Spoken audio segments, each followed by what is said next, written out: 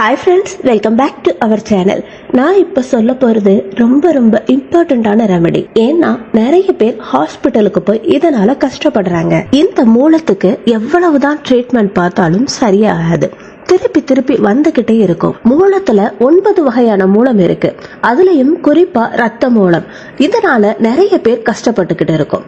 இதனால நீங்க ஹாஸ்பிட்டலுக்கு போகணும் இல்ல ஆபரேஷன் பண்ணணும்னு அவசியமே கிடையாது. எந்தவித செலவுமே இல்லாம 10 ரூபாயில இந்த வாழைப்பழத்தை வச்சு ஈஸியா சரி பண்ணிடலாம். சோ இந்த சின்ன வீடியோவை ஸ்கிப் பண்ணாம பாருங்க.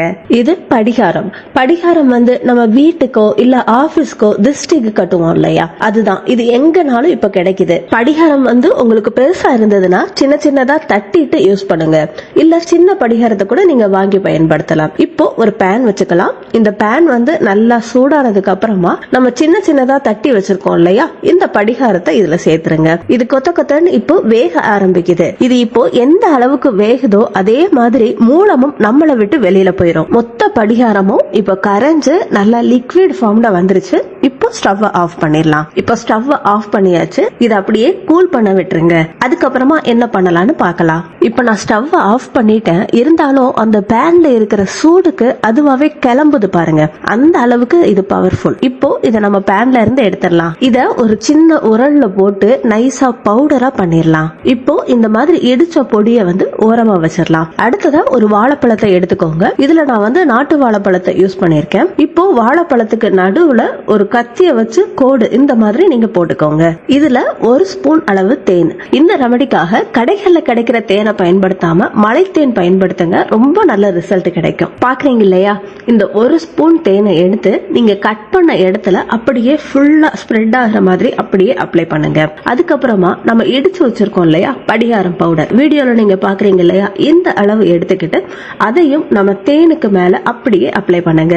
அவ்வளவுதான், நம்ம ரெமெடி இப்போ தயாராயிடுச்சு. இந்த மாதிரியே நீங்களும் தயார் பண்ணிக்கோங்க. இந்த ரெமெடியை நீங்க எடுத்துக்கிறதுக்கு முன்னாடி கொஞ்சம் பத்தியம் ஃபாலோ பண்ணணும். இந்த ரெமெடியை நீங்க எடுத்துக்கிறப்போ பஜ்ஜி, வடை, மசாலா பொருட்கள், ஃபாஸ்ட் ஃபுட் இந்த மாதிரி எதையுமே எடுத்துக்க கூடாது. வீட்டுல சமைக்கிற காய்கறிகள், கீரைகளை அதிகமா எடுத்துக்கணும். தண்ணியும் அதிகமா குடிக்கணும். எப்பயுமே காரம் சாப்பிடவே கூடாது. அதுல ரொம்ப ஜாக்கிரதையா இருக்கணும். இந்த மாதிரி முன் ஜாக்கிரதையா இருந்துகிட்டுனா இந்த ரெமெடியை ஃபாலோ பண்ணணும். திரும்பவும் சொல்றேன், வெளியில கிடைக்கிற எண்ணெய் பொருட்கள், மசாலா பொருட்கள், கார வகைகளை கண்டிப்பா சாப்பிடக்கூடாது. இந்த ரெமெடியை நீங்க வெறும் வயிற்றுல தான் எடுத்துக்கணும். வாழைப்பழம், தேன் ரெண்டுமே ஸ்வீட்ங்கிறதுனால இந்த ரெமெடி நீங்க சாப்பிடுறப்பவே ரொம்ப ஸ்வீட்டா தான் இருக்கும். உங்க பைல்ஸ் குறையிற வரைக்கும் இந்த ரெமெடியை பயன்படுத்தலாம். உங்களுக்கு பைல்ஸ் இப்பதான் வந்திருக்கு அப்படின்னா இந்த ரெமெடியை 4 நாட்களுக்கு பயன்படுத்தினாலே போதும். இல்ல நான் ரொம்ப நாளா பைல்ஸுக்கு அவஸ்தப்பட்டு இருக்கேன் அப்படி இருந்தீங்கன்னா நீங்க இந்த ரெமெடியை தொடர்ந்து ஒரு வாரம் முழுவதும் பயன்படுத்துங்க.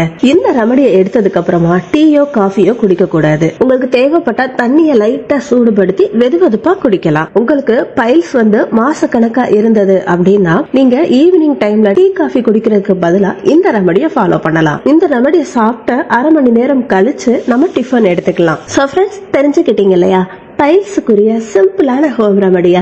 இந்த ரெமடியை ட்ரை பண்ணிட்டு உங்க ஃபீட்பேக்கை எனக்கு கமெண்ட்ல சொல்லுங்க. இந்த வீடியோ பிடிச்சிருந்தா லைக் பண்ணுங்க, ஷேர் பண்ணுங்க. இந்த வீடியோல ஏதாவது டவுட்ஸ் இருந்துச்சுன்னா கமெண்ட்ஸ்ல கேளுங்க, நான் உங்களுக்கு ரிப்ளை பண்றேன். நம்ம சேனலை இப்பதான் நீங்க ஃபர்ஸ்ட் டைம் பாக்குறீங்கன்னா சப்ஸ்கிரைப் பண்ணி பக்கத்துல இருக்க பெல் ஐகானையும் கிளிக் பண்ணுங்க. அடுத்த ஒரு இன்ட்ரெஸ்டிங்கான யூஸ்ஃபுல்லான ஹோம் ரெமடியோட நான் உங்களை மீட் பண்றேன். Until then, take care, bye.